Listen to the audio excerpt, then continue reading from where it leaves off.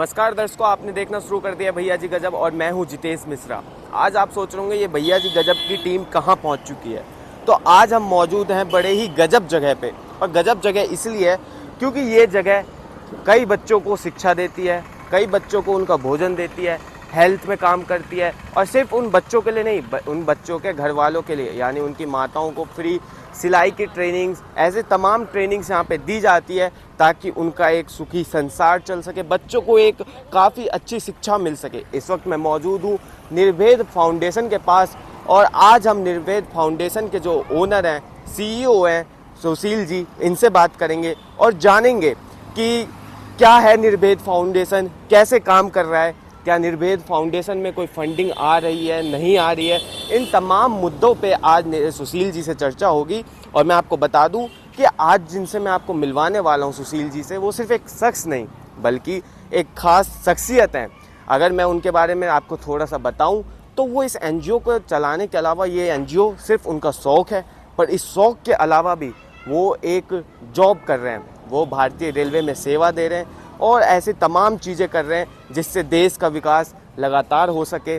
तो आइए हम मिलते हैं निर्वेद फाउंडेशन के ओनर सुशील जी से और उनसे चर्चा करते हैं। नमस्कार सर। नमस्कार। कैसे हैं आप? जी बढ़िया।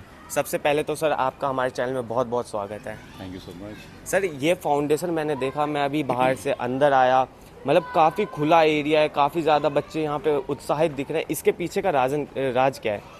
देखिए, राज है कि एक तो जो हम काम कर रहे हैं और जिसके लिए कर रहे हैं, ये बच्चे, इनकी डेडिकेशन जी, खुला आसमान है, नेचुरल सारी चीज़ें हैं, पेड़ की छांव में पड़ते हैं जी। तो सर आइए चलते चलते आपके एनजीओ को भी देखते हैं और बातें भी करते हैं आपसे।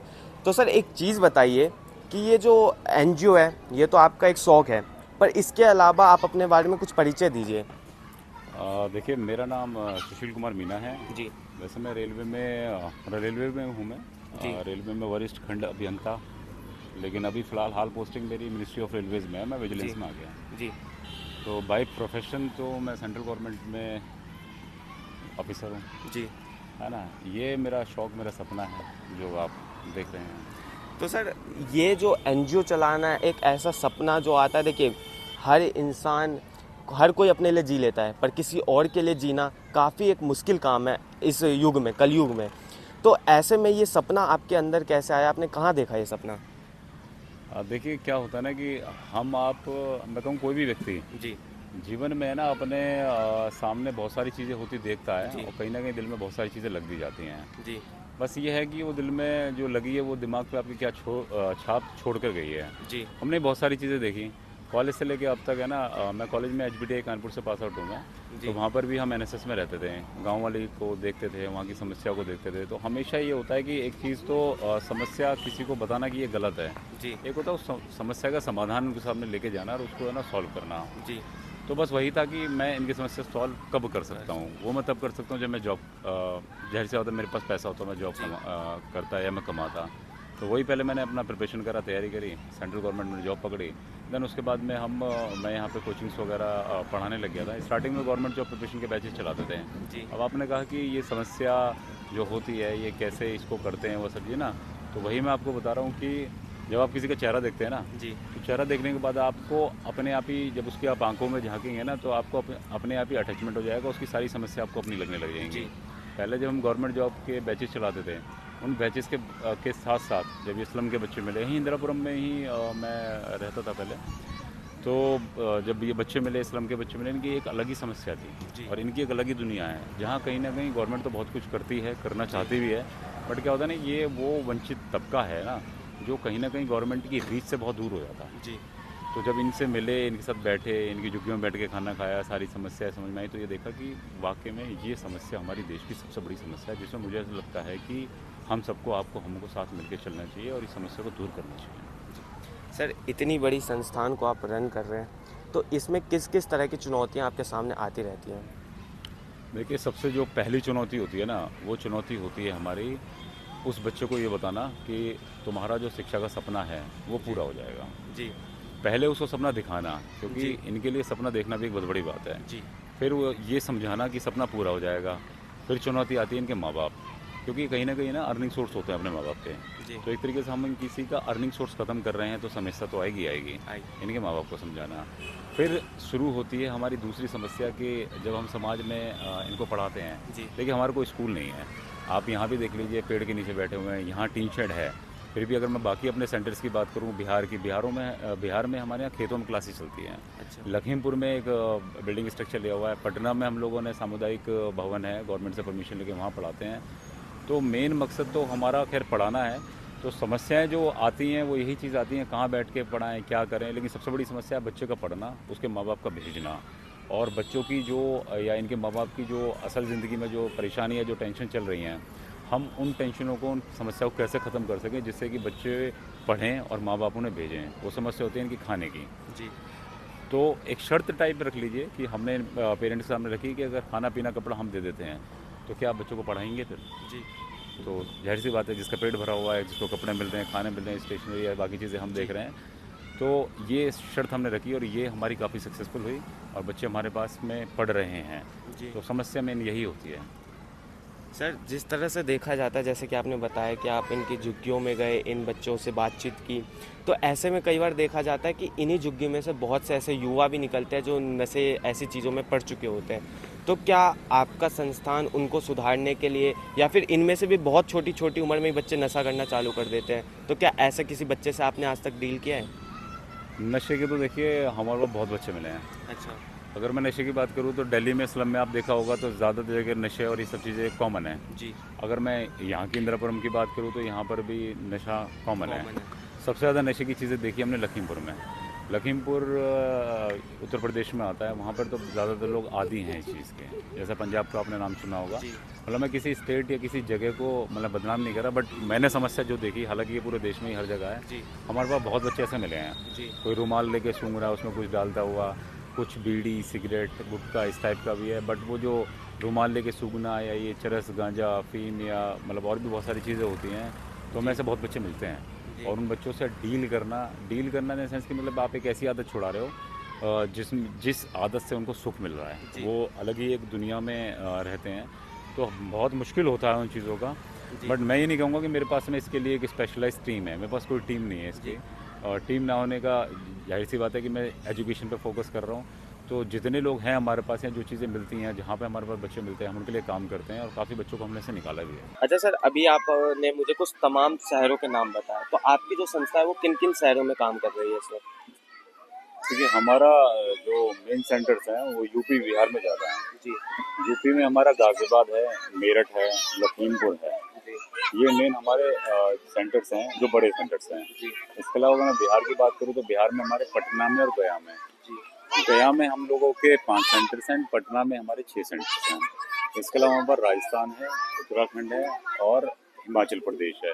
हिमाचल प्रदेश में हमारे एजुकेशन सेंटर नहीं चलते हैं। वह हमारे कुछ अलग समस्याएं हैं, क्योंकि आपको पता है हिमालय में अलग चीज़ें समस्या होती हैं। वो चीज़ें हैं। पंजाब में हमारा सेंटर अभी शुरू होने वाला है, जोधपुर में हमारा शुरू हो चुका है। तो सर, वैसे शिक्षा और भोजन, आपने जो दो चीजें मुझे बताई, क्या इसके अलावा भी किसी और संस्थान में आपकी एनजीओ काम कर रही है? काम तो हम काफ़ी फील्ड में करते हैं, बट एक्चुअली क्या है ना कि जैसे आपका पहला जो सवाल था वो था समस्या, दूसरा सवाल था नशे वाला और तीसरा सवाल ये है। तो मैं ये कहूँ कि पहली समस्या हो ना दूसरी समस्या हो, अगर व्यक्ति शिक्षित हो जी।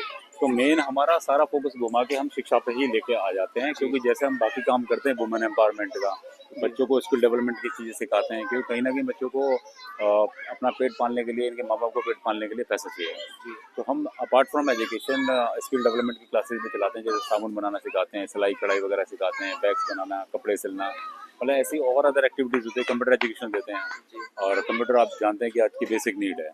अगर किसी को फॉर्म भरना हो, एग्जाम देना हो तो भी ज़रूरी है। तो ये बच्चे है ना, अपना जगह जगह लैपटॉप एक जस्ट मिल जाए, सिस्टम मिल जाए तो काफ़ी काम कर सकते हैं। किसी को फॉर्म भरना, रिजर्वेशन करना, तो वहाँ से ये एजुकेशन के साथ साथ अपना काम निपटा सकते हैं। तो अगर ये शिक्षित हैं, ये पढ़े लिखे हैं, तभी ये भी काम कर पाएंगे। जी। अगर स्किल डेवलपमेंट का मैंने सिखा दिया कि हाँ कपड़े कैसे चले जाते हैं, लेकिन शिक्षा फिर भी चाहिए कि अगर वो खुद का बना के देखना चाहता है, वो एंटरप्रेन्योर बनना चाहता है, तो उसके लिए शिक्षा ज़रूरी है। जी। तो हमारे स्किल डेवलपमेंट में चलते हैं, हमारे हेल्थ में भी चलते हैं, वुमेन सेफ्टी में है, वुमेन एम्पावरमेंट में है, एनिमल में है, हम लोग को वर्क करते हैं। वर्क हम सभी फील्डों में करते हैं, पर मेन एजुकेशन है हमारा। सब। तो सर जैसा कि आपका ये इतना बड़ा संस्थान है, जाहिर सी बात है आप यहाँ आते होंगे तो हर काम आपको यहाँ बड़ा ही पसंद होगा। बच्चों के मासूम चेहरे देख के एक अलग ही खुशी मिलती होगी आपको। पर कोई एक काम यहाँ पे आने के बाद जो आपको लगता हो कि नहीं ये काम तो मुझे ही करना है, या आप अपने जॉब से जब आते होंगे तो आपको लगता होगा नहीं इस फील्ड में तो मेरे को अपनी भागीदारी देनी ही है आज। देखिए, चीज़ें तो बहुत हैं जी और बच्चों की अपनी समस्याएं भी बहुत हैं। जी हम लोग जब यहाँ पे, मैं शाम को अपने ऑफिस के बाद आता हूँ या सैटरडे संडे में मेरा ऑफ होता है, जब मैं सैटरडे संडे में आता हूँ अपना, जी। तो एक तरीके से ये होता है कि जैसे पेरेंट टीचर मीटिंग होती है ना, इसी टाइप से मेरी बच्चों से मीटिंग होती है। अच्छा। तो हम बच्चों से मिलके उनकी समस्या जानते हैं। मैंने अपने सेंटर्स पे सजेशन बॉक्स लगाया हुआ है जिसमें ताला लगा हुआ है, उसकी चाबी मेरे पास ही रहती है। बहुत बच्चे होते हैं टीचर्स की कंप्लेन नहीं कर पाते कि टीचर डांटेगा, तो वो उसमें अपना लेटर ड्रॉप कर देते हैं। वो जी सिर्फ मैं ही पढ़ता हूँ, तो बिना टीचर को बताए उस समस्या का समाधान करते हैं। इनके घर के बारे में होते हैं। देखिए क्या है ना, स्लम है, स्लम में नशे की भी आदी होते हैं जी और भी बहुत सारी गलत एक्टिविटीज़, गलत गतिविधियाँ चलती हैं जिनमें ये लोग होते हैं। तो हमें वो भी सॉल्व करनी होती हैं, इनसे मिलना होता है। तो काम तो ऐसा यहाँ पे कोई भी नहीं है कि मैं ये कहूँ कि मुझे ये नहीं करना चाहिए। मुझे सारे काम मैं करता हूँ, सारे काम मुझे करने भी चाहिए और सबको करने चाहिए, मैं करता भी हूँ। बट ये ना कि समय की अपनी एक सीमाएँ होती हैं और मैं अगर 3-4 घंटे ऑफिस के बाद में मिलते हैं, 8 बजे मैं पहुँचता हूँ यहाँ पे, 8 से 11, 10 तक, जी। तो उसमें जितना काम मैं कर पाता हूँ मैं अपना 100% देता हूँ। चाहे वो बच्चों को क्लास लेने का हो, इनकी समस्या का समाधान कोई चीज़ का करना, कोई भी एक्सरसाइज, मैं सारे काम करता हूँ। सर आप एक शिक्षा में इतना बड़ा योगदान दे रहे हैं देश में, तो ऐसे में एक पॉलिटिकल क्वेश्चन आपसे होगा कि इस देश के अंदर एक शिक्षा को देखा जाए तो बिजनेस बना दिया गया है। हाल ही में आपने सुना होगा कि करोल बाग में 3 आईएएस के छात्र डूब के हो गए। इसके अलावा भी प्राइवेट स्कूल में इतनी फीसिस हैं, बच्चे बाहर से पढ़ने आते हैं, वो पीजी में रहते हैं, फ्लैट्स में रहते हैं, उनके रेट इतने हाई हैं, ब्रोकर्स इतने रहते हैं, लैंडलॉर्ड इतने रेट लेते हैं। तो इन चीज़ों पर आप क्या सोचते हैं? देखिए, क्योंकि ये आपने जो सवाल पूछा है ना, आपने तो शायद मेरे ख्याल से 20 सेकंड में पूछ लिया और इसका जवाब में शायद 2-3 घंटे लग जाएंगे। पूरे देश में इतनी समस्याएं हैं। जी अगर मैं, जो अभी इंसिडेंट हुआ करोल बाग में, उसकी बात, वो एक अलग मैटर है। जी जो बच्चों से फीस ले ले वो एक अलग मैटर है। जी जो बच्चे वहाँ पे रेंट पे रहते हैं, वहाँ एक अलग ही माफिया चल रहा है, वो एक अलग मैटर है। जी मैं ये कहूँगा कि राइट टू एजुकेशन हमारे देश में बन गया। अगर राइट टू एजुकेशन बन गया तो फिर शिक्षा क्यों नहीं मिल रही। जी अगर मैं शॉर्ट में कहूँ ना, मैं बस 2 शब्दों में नहीं बात कहूँ, तो गवर्नमेंट स्कूल के टीचर्स को अच्छी सैलरी मिलती है, जी अच्छे क्वालिफाइड होते हैं। जी तो नेताओं को और ऑफिसर्स को, खासकर उस डिस्ट्रिक्ट के डीएम को, अपने बच्चे गवर्नमेंट स्कूल में पढ़ाने चाहिए। शिक्षा अपने आप सुधर जाएगी और शायद ये जो आईएएस की कोचिंग है ना, इनकी जरूरत नहीं पड़ेगी, क्योंकि एग्जाम स्कूल में ही इतनी शिक्षा उसको मिल जाएगी तो वो अपने आप ही आईएएस या कोई भी गवर्नमेंट से निकाल देगा। तो शॉर्ट में बोलूँगा, डिस्ट्रिक्ट के डीएम, एसडीएम, क्लास 1 ऑफिसर्स के बच्चे गवर्नमेंट स्कूल में पढ़ने चाहिए। नेताओं को तो मैं नहीं कहूँगा, क्योंकि मानेंगे भी नहीं। कहीं ना कहीं वन नेशन वन एजुकेशन होना चाहिए। होना चाहिए जी होना चाहिए। सर दिल्ली की शिक्षा व्यवस्था के बारे में आप क्या सोचते हैं, उत्तर प्रदेश से अगर कंपेयर करें तो? ये थोड़ा सा देखिए, मैं मेरे अपने कुछ लिमिट्स हैं। मैं अच्छा। गवर्नमेंट ऑफिसर हूँ, तो जी मैं गवर्नमेंट के लिए नहीं बोल सकता कोई भी चीज़ में। जी तो I am very sorry. No. तो सर जो बाकी में जो समाज में लोग हैं, युवा पीढ़ी है, उन्हें आप क्या संदेश देना चाहेंगे? युवा को मेरा बस यही है कि जब मैं कॉलेज में था जी या मैं स्कूल में था, तो हम लोगों में एक अलग ही जोश, अलग ही पावर रहती है। जी हम बहुत कुछ करते हैं जो हमें पता नहीं होता। जी बट खासकर युवाओं में, खासकर मैं कॉलेज के बच्चों को कहूँगा कि उसके अंदर एक पावर है, एक स्ट्रेंथ है। शिक्षा के क्षेत्र में आगे बढ़े। जी अब तो कॉलेज ने कंपलसरी कर दिया सभी को कि वो इंटर्नशिप करेंगे। एमईटी के 60 आवर्स हैं, क्राइस्ट के 30 आवर्स हैं। हमारे पास में मुंबई से, उत्तराखंड से, एमपी से, मतलब पूरे ऑल ओवर इंडिया से, इवन साउथ से भी हमारे पास स्टूडेंट्स आते हैं इंटर्नशिप करने के लिए। जी इवन इंडिया से बाहर से भी आए हैं हमारे पास में। जी तो मैं ये कहूँगा कि जो कंपलसरी गवर्नमेंट ने किया है ना, तो आप उसको बोझ ना समझें जी और अपना समय निकालें और अपनी जो यूथ शक्ति है, ना, उसको इस चीज़ में इस्तेमाल करें कि हम शिक्षा को प्रमोट कैसे कर सकते हैं, क्योंकि इन बच्चों का कोई नहीं है। इन बच्चों को, अगर आप जैसे बच्चों को साथ मिल जाएगा ना, तो ये देश वाकई में बहुत आगे बढ़ जाएगा। ये रील पील बनाना, ये सब करना, ये कॉलेज लेवल पे जो ये अपना थोड़ी सी बदमाशी वाली चीज़ें करते हैं, या हम बाकी चीज़ों में पड़े रहते हैं, जो पार्टीज करते हैं ना, एक बार को इन सबको खत्म करके जी एक सिंगल डे है ना, किसी बच्चे की आंखों में देखकर, उसकी समस्या सुनकर उसका समाधान करके देखो, जीवन में इससे बड़ा सुख कोई नहीं मिलेगा। एक दिन आपको ये बात समझ में आ जाएगी। लेकिन अगर मेरी बात अगर माने, अगर आज इस चीज़ को आप समझ जाएं, तो समझ लो आपका भी जीवन सुख हो जाएगा और पूरे देश का भी कल्याण हो जाएगा। सर एक चीज़, जब मैं यहाँ अंदर आ रहा था तो एक चीज़ ने मुझे काफ़ी ज़्यादा उत्साहित कर दिया आपसे मिलने के लिए, और वो थी बाहर में लगी हुई एक फ़ोटो, और वो थी राष्ट्रपति रामनाथ कोविंद जी के साथ आप खड़े थे। तो देखिए, जब एक सम्मानित व्यक्ति होता है कहीं भी किसी भी फील्ड में, तो एक अलग ही अंदर उसके जुनून होता है, जज्बा होता है। पर वो दिन आपके लिए कैसा था और उस दिन की कहानी, मतलब अंदर कुछ तो चल रहा होगा आपके। देखिए ये सबसे ये वाकई में बहुत बड़ा दिन था। जी। मतलब मैं उसे भूल नहीं सकता। हालांकि मैं उसे कैमरे में कैद भी नहीं कर पाया क्योंकि अंदर फ़ोन अलाउड नहीं थे। सिर्फ एक फ़ोटो थी जो कि मुझे वहीं से मिली थी। ये पहला इंसिडेंट मेरे साथ हुआ था 2018 में। जी। जब मेरे पास में प्रेसिडेंट सेक्रेटरीट से कॉल आई थी कि मिलना है। लैंडलाइन फ़ोन नंबर था। जी। आपको पता कितनी प्रैंक्स चलती हैं। जी। तो मुझे यकीन नहीं हुआ पहली बार। उन्होंने डिटेल मांगी, सारी चीज़ें हुई। तो जब हम वहाँ गए तब लगा कि हाँ वाकई में यहाँ बुलाया है। तब हम सेक्रेटरी साहब ने हमें बुलाया था और चीज़ें हमसे मुलाकात की, हम क्या वर्क कर रहे हैं, किस क्षेत्र में हम काम कर रहे हैं, उस चीज़ के बारे में सारी डिटेल ली थी। काफ़ी बातें हुई थी, समस्याएं सुनी थी, देश के बारे में समस्याएं सुनी थी। फिर बात आई 3 जनवरी 2020 की। जी। और हालांकि ये 1 जनवरी को होना था, मुझे वहाँ जाके बाद में पता लगा। बट न्यू ईयर शायद हमारे माननीय साहब नहीं चाहते थे। उनके शब्द थे कि मैं नहीं चाहता था कि न्यू ईयर के दिन आप यहाँ पे आएँ, आप अपना एंजॉय करें, इसलिए मैंने 3 तारीख को प्रोग्राम रखा।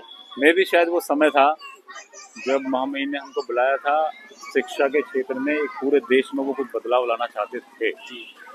मैं उनके सामने बहुत ही छोटा हूँ, तुच्छ हूँ। मुझे नहीं पता कि अभी उनकी क्या प्लानिंग है या उस समय में उनकी क्या प्लानिंग चल रही थी। मेरे लिए वो दिन भी बहुत बड़ा था। वो सोच आज भी मेरे अंदर है कि उस समय में जो शब्द मैंने वहाँ कानों से अपने सुने थे वो सुने थे कि शिक्षा के क्षेत्र में बहुत बड़ा बदलाव आने वाला है। शायद अगर लॉकडाउन नहीं आता तो हमारी दूसरी मुलाकात होती, अप्रैल या मई में होती, और जब और भी चीज़ें हमारे साथ में होती।